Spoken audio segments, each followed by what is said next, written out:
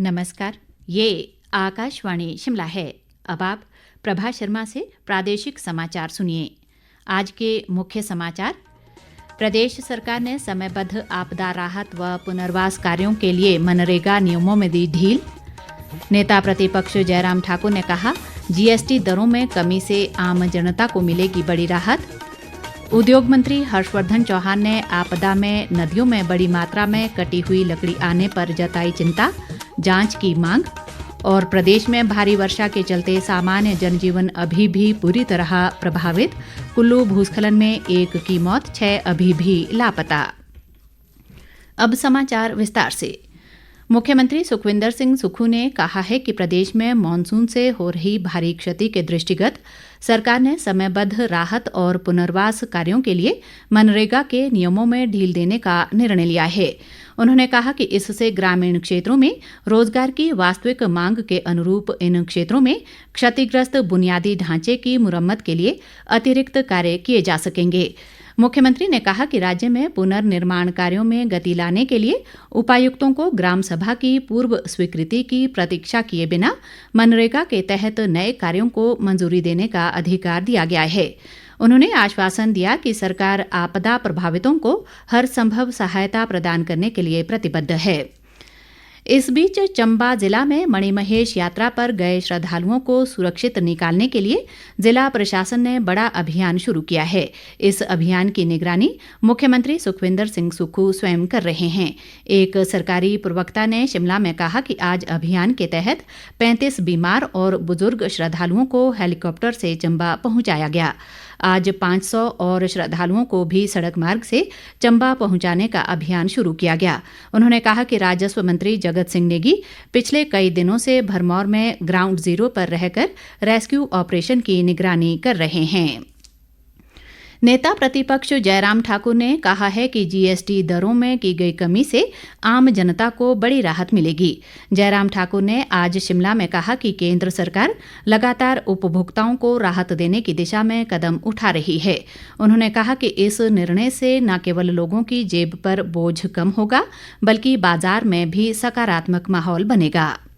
पिछले कल जो फैसला लिया गया जीएसटी काउंसिल में, और उस फैसले में ऐतिहासिक बदलाव हुए हैं। जो बहुत बड़े सेक्टर भारत के जो अंदर हैं उनको उसका लाभ होगा। विशेष तौर से एग्रीकल्चर सेक्टर की अगर मैं बात करूं, जिस एग्रीकल्चर सेक्टर में हिमाचल प्रदेश और हिमाचल के साथ साथ में पूरे देश की अगर मैं बात कहूं 80% जो है वो किसान बागबान हैं। ऐसे में बहुत बड़ी राहत एग्रीकल्चर सेक्टर में जो दी गई है जीएसटी काउंसिल की इस बैठक में, तो वो एक बहुत बड़ा ऐतिहासिक कदम है। एग्रीकल्चर सेक्टर के साथ साथ में हेल्थ सेक्टर में भी बहुत बड़ा लाभ जो है वो भारत के लोगों को मिला है।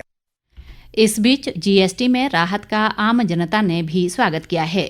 लोगों का कहना है कि इस फैसले से रोजमर्रा की चीजें सस्ती होंगी, जिसका सीधा फायदा मध्यम वर्ग के परिवारों को होगा। जीएसटी के लिए जो मोदी सरकार ने किया, ये जो मध्यम वर्ग परिवार है उनके लिए बहुत बड़ी राहत का काम किया गया है। इससे हर चीज में सहूलत मिलेगी। आप कुछ भी देख लीजिए, चाहे खाने पीने के प्रोडक्ट्स हैं, चाहे इलेक्ट्रॉनिक चीजें हैं, या रोजमर्रा की जो भी चीजें हैं उसमें, तो मैं तो समझता हूँ इससे जो हमारे मध्यम वर्ग के परिवार है उसके लिए बहुत बड़ी राहत का काम किया गया है। एक किस्म से उन्हें मोदी जी ने तोहफा ही दिया है। पूर्व केंद्रीय मंत्री व सांसद अनुराग सिंह ठाकुर ने कहा है कि प्रदेश सरकार राज्य में आई प्राकृतिक आपदा के समय अपनी जिम्मेदारियों से भाग रही है और झूठ बोलकर जनता को गुमराह कर रही है। अनुराग ठाकुर ने आज हमीरपुर में पत्रकार वार्ता को संबोधित करते हुए प्रदेश की प्राकृतिक आपदा को राष्ट्रीय आपदा घोषित करने की मांग को गुमराह करने वाला बताया। उन्होंने कहा कि कांग्रेस नेतृत्व वाली पूर्व यूपीए सरकार ने वर्ष 2013 में ही प्राकृतिक आपदा को राष्ट्रीय आपदा घोषित करने का प्रावधान समाप्त कर दिया था। अनुराग ठाकुर ने वर्ष 2023 में प्रदेश सरकार द्वारा आपदा पीड़ितों के लिए घोषित 4,500 करोड़ रुपए के पैकेज को झूठ करार दिया और कहा कि वास्तव में सरकार ने अभी तक सिर्फ 256 करोड़ रुपए ही इस पैकेज के नाम पर जारी किए हैं। इस संबंध में सरकार ने स्वयं विधानसभा में लिखित जानकारी दी है। स्वास्थ्य मंत्री कर्नल धनीराम शांडिल ने कहा है कि प्रदेश के 34 स्वास्थ्य संस्थानों में शीघ्र ही अत्याधुनिक सिटी स्कैन मशीन स्थापित की जाएगी। स्वास्थ्य मंत्री ने आज शिमला में उच्च स्तरीय खरीद समिति की बैठक की अध्यक्षता करते हुए कहा कि इन मशीनों की खरीद प्रक्रिया 3 महीने में पूरी की जाएगी और दिसंबर तक जनता को इन सेवाओं का लाभ मिलना शुरू हो जाएगा। उन्होंने कहा कि इन मशीनों के स्थापित होने से लोगों को निकटवर्ती स्थानों पर ही आधुनिक और विश्वसनीय सिटी स्कैन सेवाएं उपलब्ध होंगी। ताज़ा समाचारों के लिए आप हमारे Facebook page all India radio news Shimla, x handle @AIR News_शिमला और YouTube channel AIR Shimla news पर लॉग इन कर सकते हैं। शेष समाचार इस अंतराल के बाद। आंधी, तूफान या वर्षा के दौरान बिजली गिरना बहुत ही आम बात होती है। ये आकाशीय विद्युत के प्रवाह से उत्पन्न होती है और ऐसी अवस्था में सावधानी बरतना बहुत जरूरी है। बिजली गिरने का आभास होते ही तुरंत घर के बिजली के उपकरणों का कनेक्शन काट दें। ऐसे समय में सचेत रहें। बादल की तेज गर्जन के समय यदि आप कहीं बाहर हों तो ऐसे में खंबे, दीवारों, पेड़ों, टॉवरों आदि से दूर रहें। और संभव हो तो किसी छत की आड़ लें और तुरंत ही जमीन की ओर झुके और घुटनों व हाथों के सहारे किसी सुरक्षित स्थान पर पहुंचे। साथ ही बिजली गिरने के दौरान आप घर के अंदर हैं तो ऐसे में पानी से दूर रहें। नहाना धोना आदि घातक हो सकता है। हिमाचल प्रदेश राज्य आपदा प्रबंधन प्राधिकरण द्वारा सूचना जनहित में जारी। बच्चों, हमेशा रखो याद, चॉकलेट, मिठाई या आइसक्रीम खाने के बाद आगे पीछे ऊपर नीचे दिन में 2 बार, सुबह और शाम, डेली 2 मिनट 2 बार। दांतों की सफाई बहुत जरूरी है। खूबसूरत चमचमाते दांत और प्यारी सी मुस्कान सबका दिल जीत लेती है। डेली 2 बार ब्रश करने से आपके दांत स्वस्थ रहते हैं और मुंह में बीमारी फैलने वाले जर्म्स और बैक्टीरिया भी मर जाते हैं। National health mission Himachal Pradesh द्वारा जनहित में जारी।